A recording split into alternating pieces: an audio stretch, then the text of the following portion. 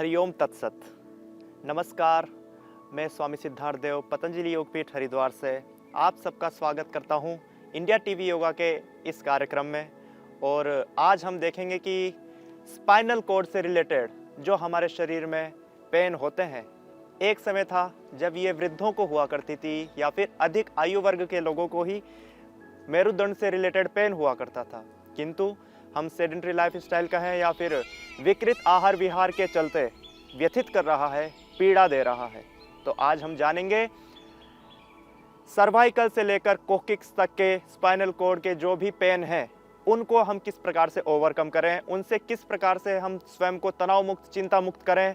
क्योंकि कई बार spinal cord का जो पेन है इतनी भयानक स्थिति तक पहुंच जाता है कि व्यक्ति ना तो सुख से बैठ सकता है और ना ही सुख से लेट पाता है।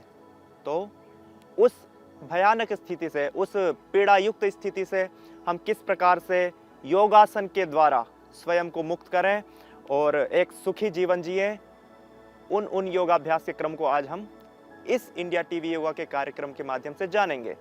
तो आइए हम शुरू करते हैं सूक्ष्म व्यायाम से। सूक्ष्म व्यायाम के लिए दोनों पैरों को हम सामने की ओर खोल देते हैं। इस आसन को हम कहते हैं दंडासन। इसमें दोनों हाथों को आप घुटनों पर भी रख सकते हैं, साइड में भी इस प्रकार से रख सकते हैं, हाथों को पीछे की ओर कर भी इस प्रकार से रख सकते हैं। और पूरी आराम से दोनों पैरों के पंजों को deep breath, inhale, deep exhale करते हुए पैरों के पंजों को गोल गोल घुमाते हैं।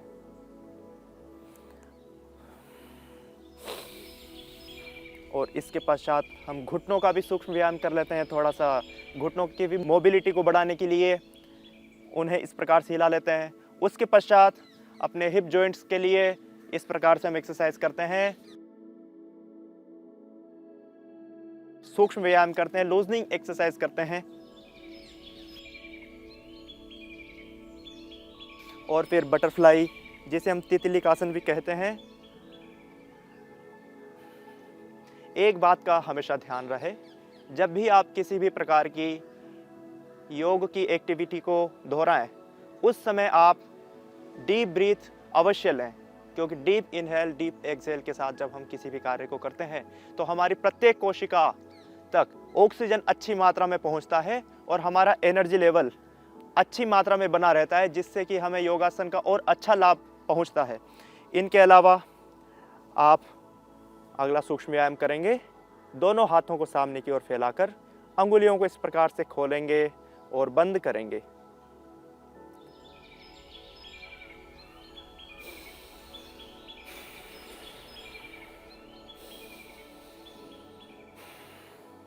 और अपनी कलाइयों को इस प्रकार से गोल गोल घुमाएंगे। क्लॉकवाइज एंड एंटी क्लॉकवाइज दोनों ही पोर्शन में हम अपने लूजनिंग एक्सरसाइज की मूवमेंट को करेंगे। और एल्बो जॉइंट्स के लिए हम इस प्रकार से अपने हाथों को एक बार फ्लेक्स करेंगे, एक बार एक्सटेंस करेंगे। और इसी को हम साइड से भी हम कर सकते हैं इस प्रकार से। और अगला कंधों के लिए लूजनिंग एक्सरसाइज फॉर शोल्डर, इस प्रकार से कर सकते हैं। और लगातार भी आप कर सकते हैं 3-3 बार इस प्रकार से।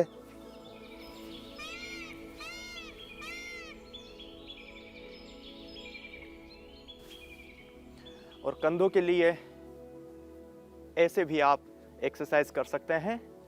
लूजनिंग एक्सरसाइज करने के बाद जो हमारी शरीर के टिश्यूज हैं, सारे जो मसल्स हैं, सब में ऑक्सीजन अच्छी मात्रा में पहुंच जाता है, जिससे कि उनका सर्कुलेशन और हीट कंडक्टिविटी, या फिर हम कहें कि उनके जो वो रेस्टिंग जो स्टेट में है, उससे वो एक मूवमेंट वाली स्टेट में आ जाते हैं। उनका एक्शन पोटेंशियल बढ़ जाता है।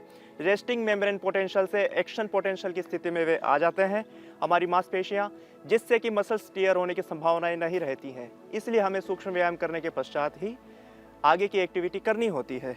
और गर्दन के लिए सूक्ष्म व्यायाम हम करेंगे, सामने की ओर फिर पीछे। जब भी गर्दन को पीछे की ओर लेके जाए, हम इनहेल करेंगे और सामने की ओर जब लेकर आए तो एक्सहेल करेंगे।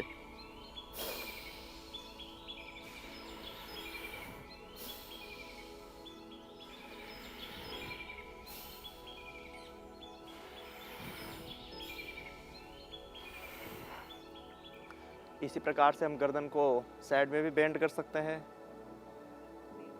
डीप इनहेल डीप एक्सहेल हमेशा चलता रहे। यह बहुत ज़रूरी चीज़ है योगासन की कि हम लंबी गहरी श्वास लेते रहें और छोड़ते रहें। गर्दन को ट्विस्ट भी हम कर सकते हैं इस प्रकार से।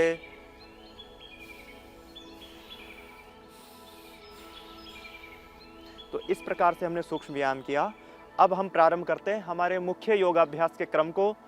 मेरुदंड के लिए, मेरुदंड के संबंधित जो भी हमारे शरीर में पीड़ाएं हैं उसको समाप्त करने के लिए, उनसे मुक्त होने के लिए सबसे पहले हम वज्रासन में बैठ जाएंगे और वज्रासन में सुखपूर्वक बैठने के पश्चात घुटनों के बल पर खड़े हो जाएंगे और दोनों हाथों को आपस में इस प्रकार से बांध लेंगे और हम करते हैं अर्ध चंद्रासन का अभ्यास। लंबी गहरी श्वास लेते हुए हम पीछे की ओर अपने शरीर को सुख स्थिति में ही मोड़ेंगे, अधिक प्रयत्नपूर्वक नहीं मोड़ेंगे।